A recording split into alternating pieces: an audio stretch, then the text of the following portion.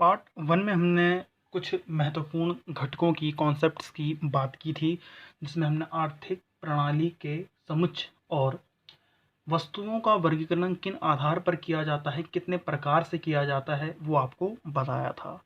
इसमें हम आपके साथ कुछ महत्वपूर्ण अवधारणाओं की चर्चा करेंगे जो इकोनॉमिक्स के चैप्टर पढ़ते वक्त आपके सामने बार बार आएंगे।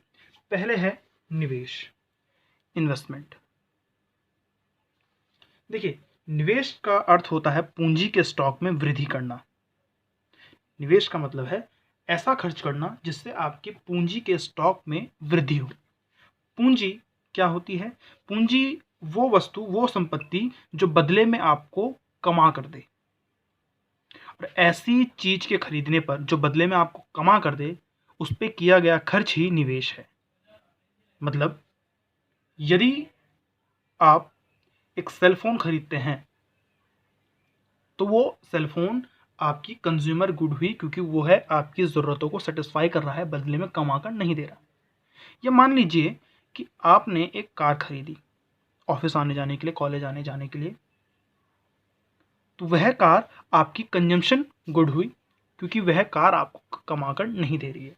लेकिन यदि आपने उस कार को ओला या उबर जैसी टैक्सी सर्विस देने वाली कंपनी के साथ जोड़ने के लिए, या ओला और उबर में चलाने के लिए खरीदी है, तो वो उसके ऊपर किया गया आपका 5-6 लाख रुपए का खर्च, उसके ऊपर किया गया व्यय आपका निवेश कहलाएगा।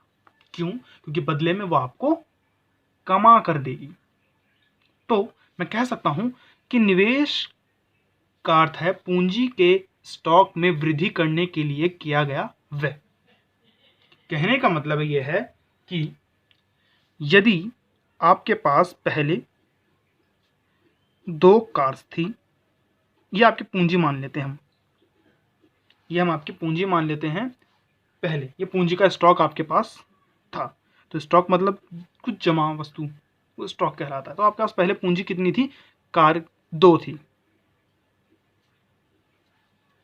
अब आपको लगा कि मुझे और कमाना है, तो आपने इस पूंजी के स्टॉक को बढ़ाने का सोचा है। तो आप क्या करेंगे? एक और कार खरीदेंगे,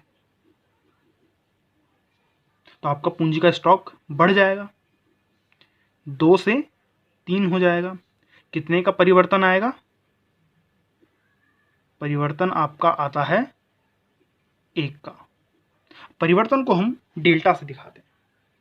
तो पूंजी के स्टॉक में परिवर्तन आया है, लेकिन ये परिवर्तन लाने के लिए आपने कुछ खर्च किया है, तीसरी कार को खरीदने पे कुछ खर्च किया है, उसी खर्च को हम निवेश कहते हैं। तो पूंजी के स्टॉक में वृद्धि करने के लिए किया गया व्यय निवेश कहलाता है। तो मैं कह सकता हूं कि investment equal to change in K. I का मतलब यहां पर है इन्वेस्टमेंट, यानी कि निवेश से। के का मतलब यहां पर कैपिटल से है। कैपिटल, इंग्लिश में पूंजी को कैपिटल कहते हैं और के से डिनोट करते हैं, यानी कि पूंजी। और ये चेंज को दिखा रहा है। तो जितना आपने निवेश किया, मान लीजिए 5 लाख रुपए की एक कार आई थी, तो आपने, क्योंकि ये वाला उस साल का निवेश होगा जिस साल में आपने ये दोनों कार खरीदी होगी, इस साल का निवेश कितना? ये तीसरी कार 5 लाख रुपए की कार थी, तो हम कहेंगे कि 5 लाख रुपए का निवेश है। पूंजी में कितना स्टॉक आया? 1। कितना स्टॉक का परिवर्तन आया? 1 का। और इस 1 स्टॉक की ही कितनी कीमत है? 5 लाख। तो यानी कि 5 लाख और ये 1 कार इक्वल है। तो निवेश यानी कि 5 लाख और ए पूंजी में स्टॉक में परिवर्तन 1 बराबर। तो निवेश यानी कि इन्वेस्टमेंट इक्वल टू डेल्टा के। निवेश पूंजी के स्टॉक में परिवर्तन के बराबर होता है। जितना स्टॉक में परिवर्तन, पूंजी के स्टॉक में परिवर्तन होगा, उतना ही निवेश किया जाएगा, निवेश हुआ है। निवेश मुख्य रूप से, और इसके 2 घटक होते हैं। निवेश के 2 घटक, एक होता है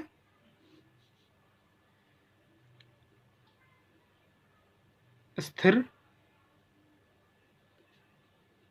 निवेश और एक होता है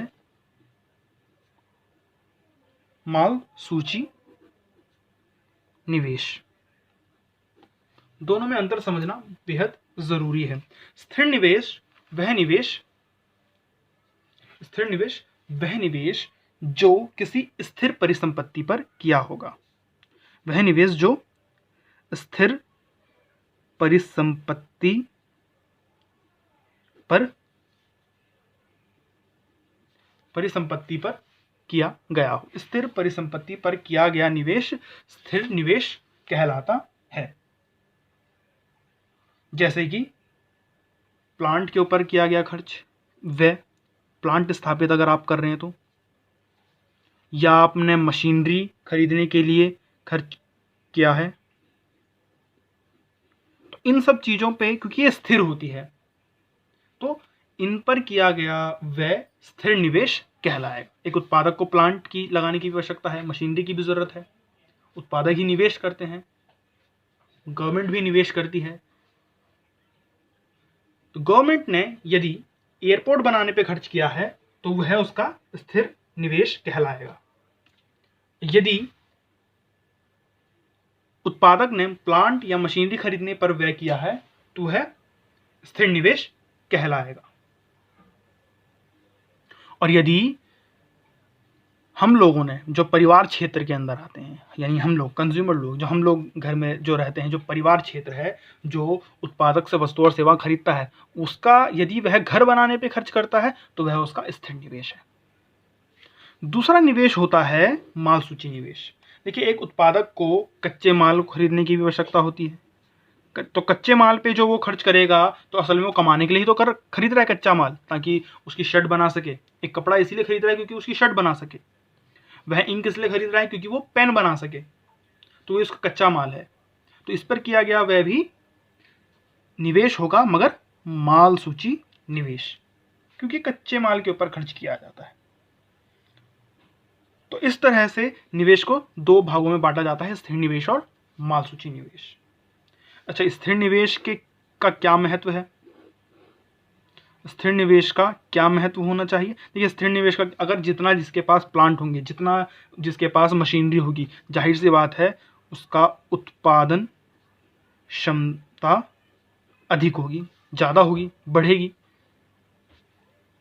तो उत्पादन भी ज़्यादा होगा। और अगर उत्पादन अधिक होगा तो जीडीपी की ग्रोथ भी ज़्यादा होगी, यानी कि जीडीपी में समृद्धि होगी। तो ये स्थिर निवेश का एक महत्वपूर्ण बिंदु होगा। कच्चे माल यानी कि माल सूची निवेश का क्या महत्व है? देखिए, जितना माल सूची निवेश का क्या मतलब, देखिए माल सूची निवेश का मतलब है कच्चे माल के ऊपर क्या खर्च। जितना अधिक कच्चा माल होगा तो हम कह सकते हैं कि जो आगत है, जो इनपुट्स हैं प्रोडक्शन करने के लिए, जो आगतें हैं, इनपुट्स हैं, वो निरंतर बने रहेंगे, अनइंटरप्टेड सप्लाई उसकी होती रहेगी। और निरंतर अगर बने रहेंगे तो कभी भी उत्पादन प्रक्रिया रुकेगी नहीं। तो आगतें निरंतर से उत्पादन प्रक्रिया चलती रहेगी। और दूसरी इसकी महत्वपूर्ण बात यह है कि मान लीजिए अगर कच्चा माल के पास उसके पास स्टॉक रहता है, वो अच्छा निवेश करके उसमें रखता है, तो आगे आने वाले समय में यदि जो फ्लक्चुएशंस होती हैं प्राइस में, जो उतार चढ़ाव बार बार आती जाती रहती है, उससे वो बच सकता है। तो इसका ये दो महत्वपूर्ण बिंदु है और ये पूरा का पूरा आपका इन्वेस्टमेंट होगा। अच्छा, दूसरा महत्वपूर्ण घटक या दूसरा महत्वपूर्ण जो कॉन्सेप्ट है, जो आपको इकोनॉमिक्स में बहुत ज़्यादा आएगा और नेशनल इनकम में बहुत ज़्यादा आएगा, वो है डेप्रिसिएशन, यानी कि मूल्यह्रास। मैं मूल्यह्रास को मूल्यह्रास कहता हूँ, आप कंफ्यूज नहीं होंगे और मजाक भी ना उड़ाएं। मूल्यह्रास कहता हूँ, मूल्यह्रास को, डेप्रिसिएशन को। मूल्यह्रास क्या होता है? देखिए, इसे इस तरह से समझिए कि आज आप एक फ़ोन लेकर आते हैं या आप एक घड़ी लेकर आते हैं। आप घड़ी लेकर आते हैं 15,000 रुपये की, कल को आप उसी घड़ी को बेचने जाते हैं लेकिन आपको 15,000 नहीं मिलते। आपसे कहा जाता है कि हम आपके 6,000 रुपये देंगे, आपको 7,000 रुपये देंगे। आप कहेंगे भाई कल ही तो खरीदा है, पूरे रुपए दो। बोलेगा नहीं देंगे भाई, पुराना हो गया। क्यों नहीं देंगे? क्योंकि टेक्नोलॉजी पुरानी हो गई है, मटेरियल पुराना हो गया है। सीधी सी बात यह है कि जो भी आप सामान खरीदते हैं उसकी वैल्यू में कमी आती ही आती है। और वही कमी आने को, उसी वैल्यू के में कमी आने को मूल्यह्रास के नाम से जाना जाता है, डेप्रिसिएशन के नाम से जाना जाता है। इकोनॉमिक्स में जब स्थिर परिसंपत्तियों के प्रयोग करने से उनके मूल्य में कमी हो जाती है तो उन्हें मूल्यह्रास के नाम से जाना जाता है। स्थिर परिसंपत्ति कौन है? प्लांट है, मशीनरी है, जो कंपनी के अंदर रोबोट्स होंगे, जो कंपनी के अंदर मशीनरी काम कर रही होगी, वो स्थिर परिसंपत्ति है। उसी की वैल्यू में जो दिन प्रतिदिन कमी आती है, साल में जो नापी जाती है, जो उसके वैल्यू में कमी आएगी, उसको हम मूल्यह्रास के नाम से जानते हैं। कैसे होता है मूल्यह्रास? देखिए, सामान्य टूट फूट के हिसाब से हो सकता है, काम करते करते मशीनें टूट जाती हैं। आकस्मिक हानि के हिसाब से हो सकता है, एक्सीडेंटल डैमेज हो सकता है कोई। तीसरी है प्रत्याशित अप्रचलन, यानी कि मूल्यह्रास 3 कारणों से हो सकता है। एक तो सामान्य टूट फूट,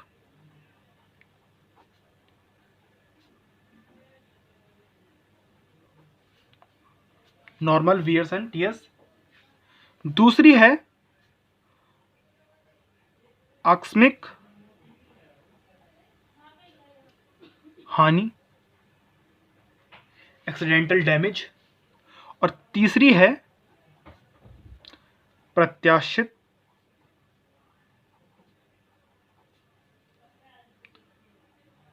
अप्रचलन, एक्सेप्टेड ऑब्सोलेंस।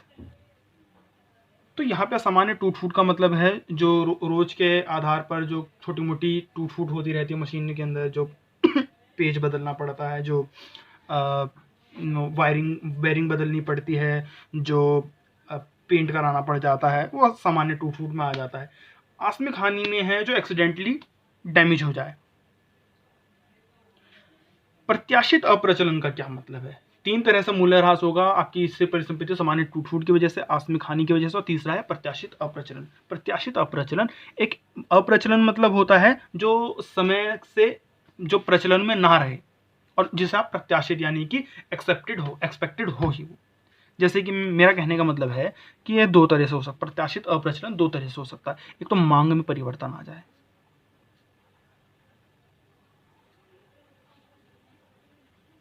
मांग में यदि परिवर्तन आ जाए।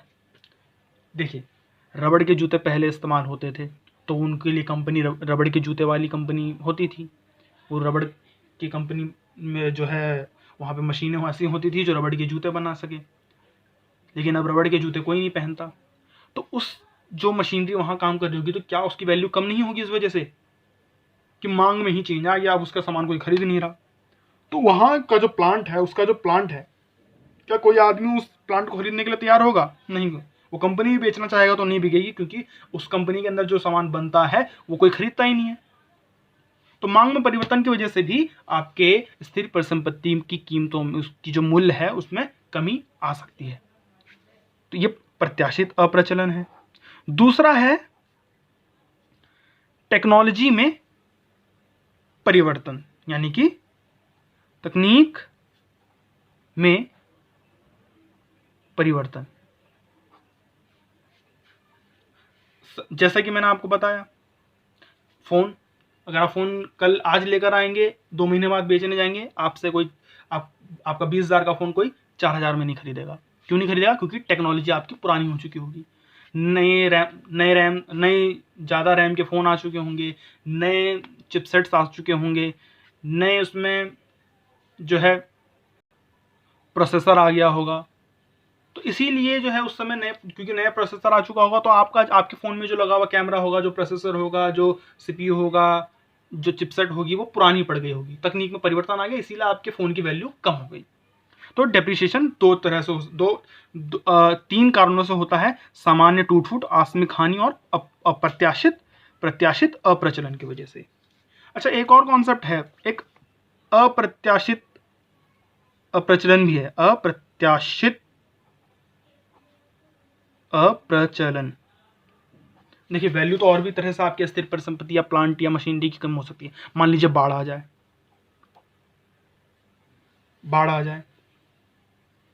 तो बाढ़ अगर आ जाए तो आपका तो प्लांट बह जाएगा, तो उसकी वैल्यू कम हो गई। या भूकंप में आपका प्लांट बर्बाद हो जाए, तो अप्रत्याशित अप्रचलन में आता है ये। इनको हम डेप्रिसिएशन में इंक्लूड नहीं करते, क्योंकि इन्हें कोई नाप नहीं सकता, क्योंकि आप इसको एक्सपेक्ट नहीं कर सकते कि ये होने वाला है, इसे आप प्रत्याशित नहीं मान सकते, इसीलिए ये अप्रत्याशित अप्रचलन है और इसको हम डेप्रिसिएशन में इंक्लूड नहीं करते। केवल 3 चीज को करते हैं, सामान्य टूट-फूट, आकस्मिक हानि और प्रत्याशित अप्रचलन। इस पूरे, अब ये देखिए वैल्यू कम होती है तो क्या करता है एक प्रोड्यूसर, क्या करता है वो एक फंड बनाता है।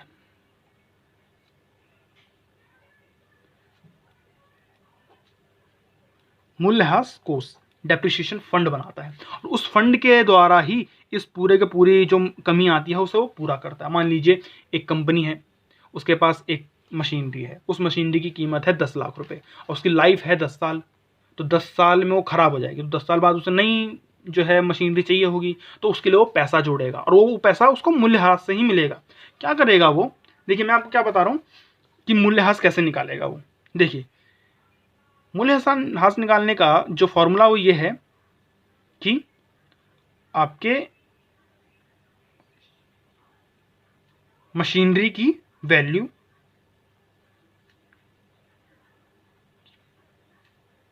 मशीनरी की कीमत या वैल्यू, मशीनरी का मूल्य, मशीनरी की कीमत या मशीनरी का मूल्य डिवाइडेड बाय मशीनरी का जीवन, मशीनरी का जीवन।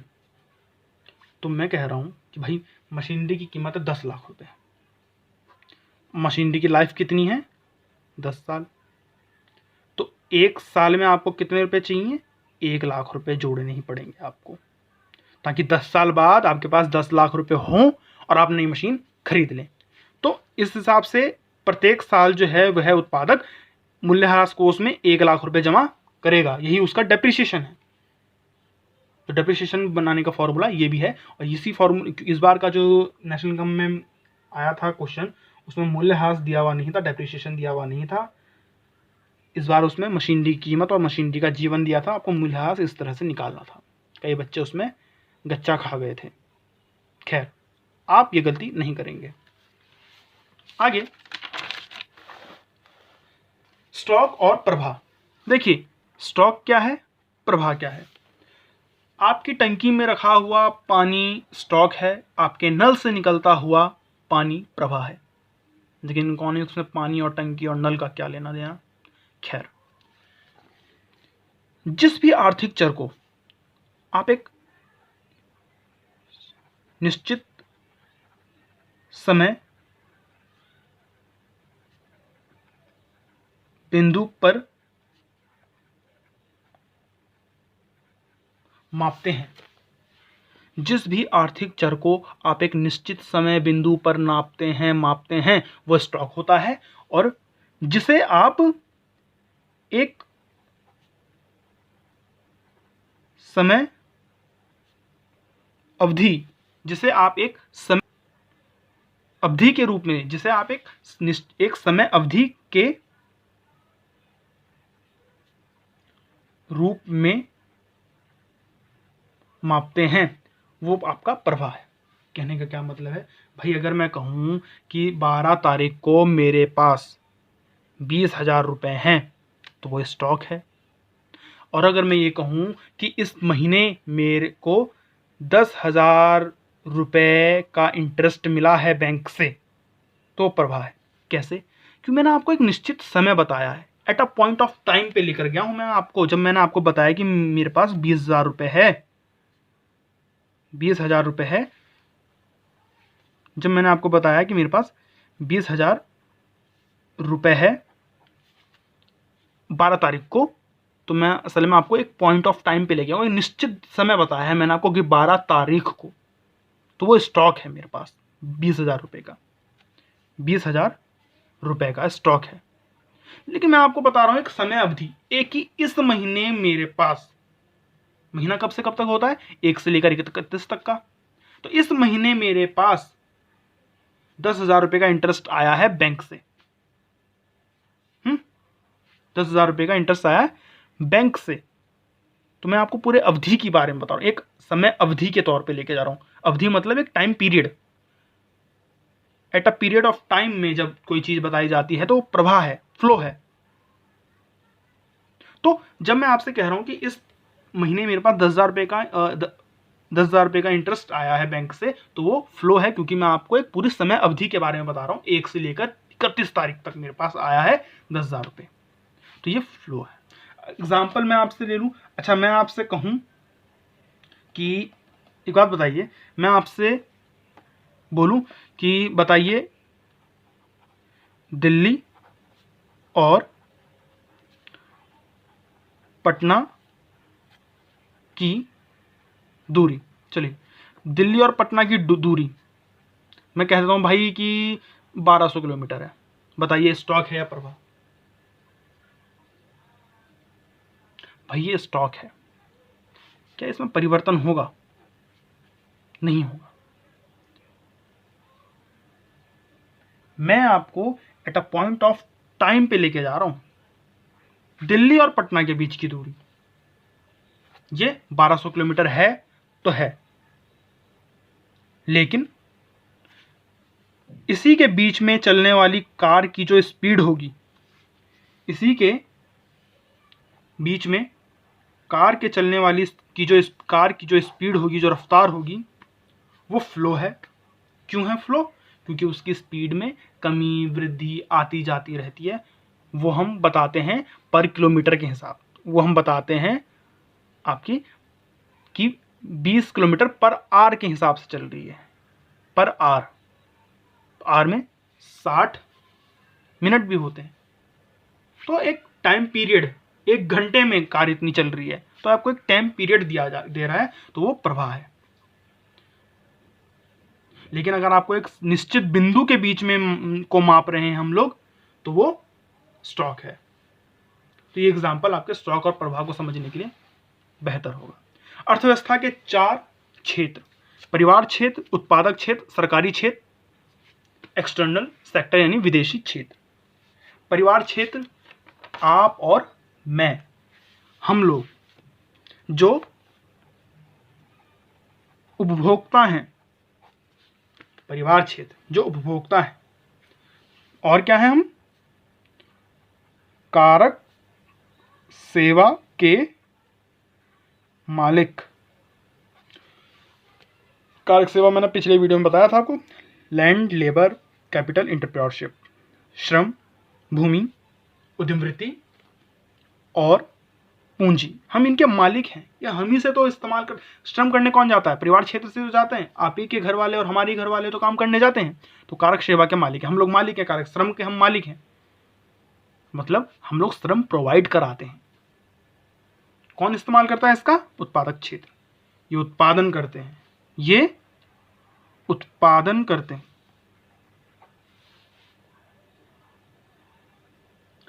सरकारी क्षेत्र एक तरह से ये कल्याणकारी आपकी गवर्नमेंट। देखिए ये जो है, ये उत्पादक क्षेत्र, ये क्या करते हैं? निवेश करते हैं। आपकी जो सरकारी क्षेत्र है वो उपभोक्ता भी है एक तरह से, और निवेश भी करती है, और साथ ही साथ कल्याणकारी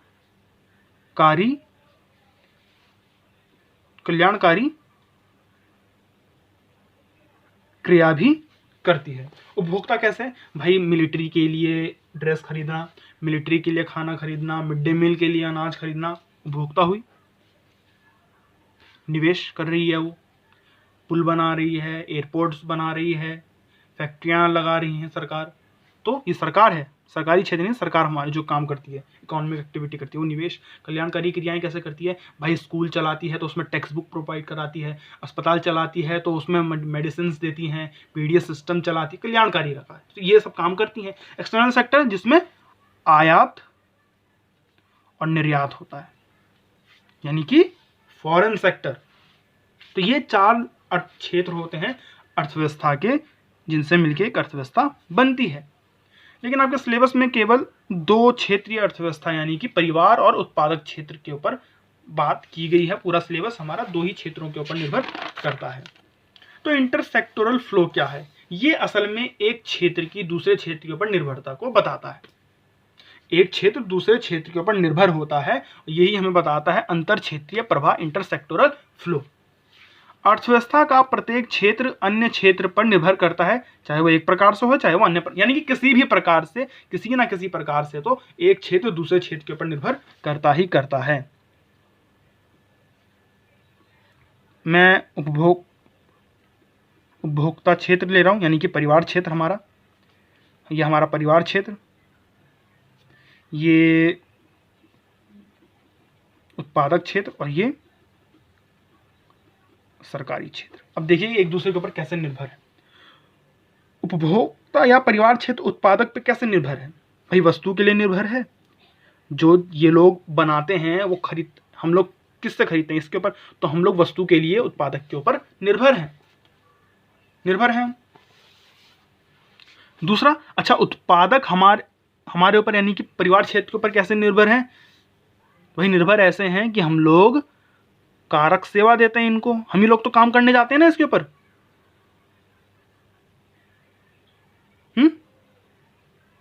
हम ही लोग इसके ऊपर निर्भर यही उपभोक्ता क्षेत्र के ऊपर उत्पादक कैसे निर्भर है मैं वो बता रहा हूं आपको।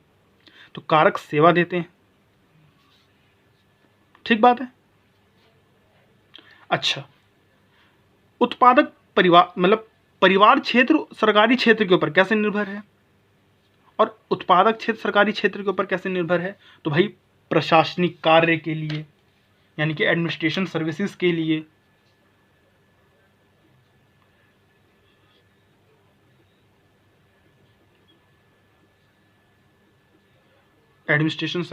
लिए, इसके बाद कानून व्यवस्था के लिए, इन सब चीज़ों के लिए हम दोनों इसके ऊपर निर्भर हैं। अच्छा, सरकार हमारे ऊपर कैसे निर्भर है? तो टैक्सेस लेती है हमसे, हम दोनों ही से क्या लेती है? टैक्स लेती है।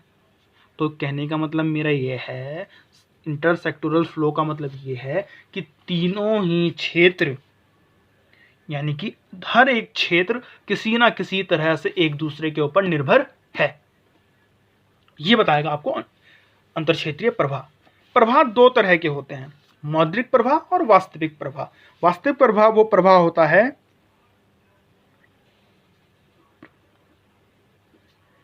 जिसमें वस्तु एवं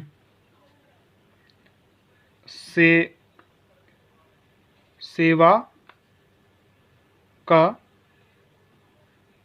प्रवाह होता है। वो प्रवाह जिसमें वस्तु और सेवा का प्रवाह होता है वो रियल फ्लो है, वास्तविक फ्लो है। और जिस प्रवाह में जिसमें वे प्रवाह जिसमें मुद्रा का प्रवाह होता है। देखिए मैंने आपको पहले बता दिया कि हमारे यहाँ 2 सेक्टर की बात हो रही है, 2 सेक्टर इकोनॉमी की बात हो रही है, यानी कि एक है उत्पादक क्षेत्र, एक है उपभोक्ता यानी परिवार क्षेत्र। इन दोनों के बीच में अगर वस्तु और सेवा का प्रभाव होता है, एक दूसरे से वस्तु और सेवा का लेन देन होता है, तो वो रियल फ्लो है। और अगर इन दोनों के बीच में पैसे का प्रवाह होता है, पैसे का लेन देन होता है एक दूसरे के बीच में, तो वो मौद्रिक प्रवाह है। पुराने ज़माने में वास्तविक प्रवाह होता था, नए ज़माने में जब से मनी आया है तब से मौद्रिक प्रवाह होता है। ज़रूरी नहीं हर जगह ऐसा ही हो, लेकिन ऐसा होता है। आज चलन में मौद्रिक प्रवाह है। इसे समझना जरूरी है, ध्यान से इसे समझिए, इंटरसेक्टोरल फ्लो को जो एक दूसरे के बीच में होता है। देखिए क्या परिवार क्षेत्र और एक है उत्पादक क्षेत्र। तो पहले क्या होता था, मैं आपको बता रहा हूं, क्या मैं आपको बता रहा हूं रियल फ्लो यानी कि वास्तविक प्रवाह।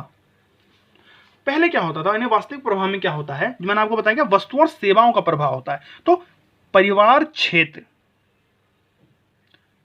और उत्पादक क्षेत्र एक दूसरे के साथ इनके बीच में लेन देन कैसा होता है, इसे इमेजिन अगर हम करें तो आप देखिए कि क्या होता था कि परिवार क्षेत्र जो थे वो उत्पादक के पास काम करने जाते थे, यानी कि वो श्रम करने जाते होंगे, वो उन्हें अपनी ज़मीन देते होंगे कि आप यहाँ पे जो है प्रोडक्शन कर लीजिए। नहीं, एक इंडस्ट्रियलिस्ट किससे ज़मीन खरीदेगा, किसी एक ऐसे आदमी से खरीदेगा ना जो जिसका ज़मीन हो, वो परिवार क्षेत्र में आता है वो आदमी। तो रियल फ्लो के अंदर परिवार क्षेत्र द्वारा कारक सेवाएं दी जाती थी। कारक सेवा मैंने आपको बता दिया क्या होती है। परिवार क्षेत्र की तरफ से उत्पादक क्षेत्र की तरफ क्या जाता था, कारक सेवा। और बदले में उत्पादक क्या करता होगा, सोचिए, आप काम करने जाते हैं, आपको क्या मिलता है, जी नहीं, पैसा नहीं मिलता था उस समय वही चीज मिलती थी जो ये लोग बनाने जाते, यानी उत्पादक जो तैयार करता था। मान लीजिए किसी गांव की बात करते हैं कि एक गांव में एक आदमी है जो एक जमींदार है, जो उत्पादक है, मान लेते हैं उसे उत्पादक जमींदार को, उसके पास काम करने जाते हैं, श्रम करने जाता है, कारक सेवा प्रोवाइड कराई, बात यहाँ तक क्लियर हो गई। अच्छा, बदले में उसे क्या मिलता है, तो उसे गेहूं और चावल ही मिलता है बदले में, यानी कि उत्पादक द्वारा वस्तु की हम कह सकते हैं बिक्री। समझ रहे हो आप इसे कि परिवार क्षेत्र की तरफ से कारक सेवाएं जाती थी और उत्पादक की तरफ से वस्तु मिल जाती थी वास्तविक प्रवाह में। लेकिन अब चल रहा है मौद्रिक प्रवाह। मौद्रिक प्रवाह में ये बिल्कुल पलट गया, मौद्रिक प्रवाह में बिल्कुल पलट गया। दरअसल मच्छर बहुत है यहाँ पे, कोई बात नहीं। परिवार क्षेत्र उल्टा होने से क्या मतलब है, उल्टा होने से मतलब ये है, अब ये जो फ्लो पहले होता था इस तरह का कि परिवार क्षेत्र की तरफ से कारक सेवाएं जाती थी और उत्पादक की तरफ से परिवार क्षेत्र की तरफ वस्तुएं जाती थी, ये फ्लो थोड़ा चेंज हुआ है, उल्टा हो गया है। कैसे, अब परिवार क्षेत्र की तरफ से और उत्पादक क्षेत्र की तरफ से उल्टा फ्लो हो रहा है। देखिए कैसे, पहले क्या होता था, परिवार क्षेत्र की तरफ से जब हम लोग काम करने जाते थे उत्पादक की तरफ, कारक सेवा प्रोवाइड कराते थे। अच्छा, लेकिन और बदले में उससे हम वस्तु सेवा प्राप्त करते थे। इसमें हुआ उल्टा। तो इसमें हुआ क्या कि उत्पादक जब हम काम करने जाते हैं, परिवार क्षेत्र जब उत्पादक के पास काम करने जाता है, तो बदले में उससे उत्पादक क्षेत्र से क्या मिलने लगा, उसे कारक आय। यानी कि अब उत्पादक काम करने के बदले, परिवार क्षेत्र काम करने जाता था ना, कारक सेवाएं देने जाता था, तो अब काम करने के पहले काम करने जाता था, अब काम करने जब जाता है तो बदले में उसे कारक आय मिलती है, बदले में उसे कारक आय मिलती है। और परिवार क्षेत्र उस आय को उत्पादक के ऊपर व्यय करता है, वस्तुओं पर व्यय करता है। तो पहले उसे उत्पादक से वस्तु मिलती थी काम करने के बदले, अब वो काम करने जाता है, उसको इनकम मिलती है और उस इनकम को वो परिवार क्षेत्र उत्पादक क्षेत्र के ऊपर खर्च करता है। तो ये अब पलट गया है। तो आप इस तरह से आपको ये बताना पड़ेगा। इसीलिए अच्छा देखिए, तो ये उल्टा जो हुआ ये रेसिप्रोकल हो गया, यानी कि मैं कह सकता हूं कि जो मनी फ्लो है, जो मौद्रिक प्रवाह है, वो वास्तविक प्रवाह का व्युत्क्रम है। यानी कि मौद्रिक प्रवाह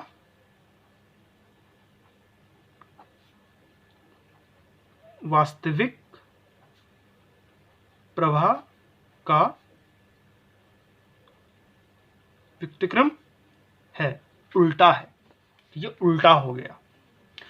इसी को मौद्रिक प्रवाह को ही सर्कुलर फ्लो ऑफ इनकम भी कहते हैं, आय का चक्रीय प्रवाह। यहाँ आय से लेन देन होता है सब कुछ, क्योंकि पैसा आ गया है। लेकिन पहले ऐसा नहीं होता था, आप काम करने जिसके पास जाएंगे उसी की वस्तु आपको मिल जाती थी। आय के चक्रीय प्रवाह का जो ये मॉडल मैं आपको बता रहा हूँ, इसका महत्व क्या है, इसका महत्व क्या है। सबसे पहला महत्व मैंने आपको क्या बताया, इंटरसेक्टोरल इंटरडिपेंडेंस पता चल जाता है। हमें पता चल जाता है कि उत्पादक क्षेत्र के लिए उपभोक्ता क्षेत्र यानी परिवार क्षेत्र भी जरूरी है, परिवार क्षेत्र के लिए उत्पादक क्षेत्र भी जरूरी है। क्यों जरूरी है? क्योंकि जो उपभोक्ता है, जो परिवार क्षेत्र है, उसको वस्तु और सेवाएं मिलती है, उनको वस्तुएं चाहिए ही चाहिए, उसको ब्रेड चाहिए ही चाहिए, दूध चाहिए ही चाहिए। कौन बनाएगा? उत्पादक क्षेत्र बनाएगा। उत्पादक क्षेत्र को काम करने के लिए लेबर चाहिए ही। कहां से आते हैं? परिवार क्षेत्र की तरफ से। तो दोनों एक दूसरे के ऊपर निर्भर है। कभी भी डिमांड नहीं रुकेगी परिवार क्षेत्र की तरफ से, और डिमांड नहीं रुकेगी तो कभी भी सप्लाई नहीं रुकेगी उत्पादक क्षेत्र की तरफ से। तो दोनों एक दूसरे के ऊपर इंटरडिपेंडेंट हैं। तो हम कह सकते हैं कि पहला महत्व यह है कि इससे हमें अंतर क्षेत्रीय अंतर्निर्भरता का ज्ञान प्राप्त होता है।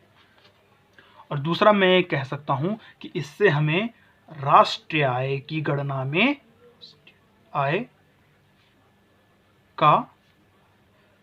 में मदद मिलती है। यानी कि राष्ट्रीय आय का हम अनुमान लगा सकते हैं। कैसे लगा सकते हैं भाई राष्ट्रीय आय का अनुमान? सोचिए, देखिए, ऐसे लगा सकते हैं कि उपभोक्ता परिवार क्षेत्र जो है वो वस्तुओं पे जो इन लोगों ने बनाई है, जो उत्पादकों ने बनाई, उसके ऊपर खर्च करता है, पैसा खर्च करता है।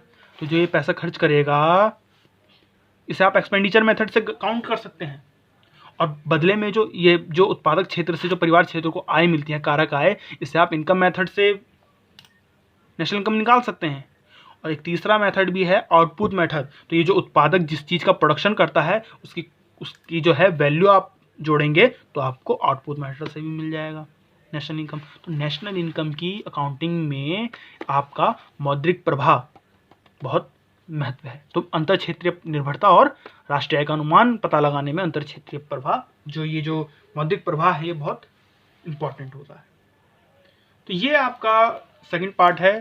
उम्मीद है आपको इससे मदद मिलेगी। आप चैनल को सब्सक्राइब कीजिए। यदि आपको समझ में आया तो आप लाइक कीजिए और अन्य छात्रों तक इसे शेयर कीजिए। सेंटर फॉर सोशल स्टडीज़ की वीडियो में मैं सोनू निगम आपके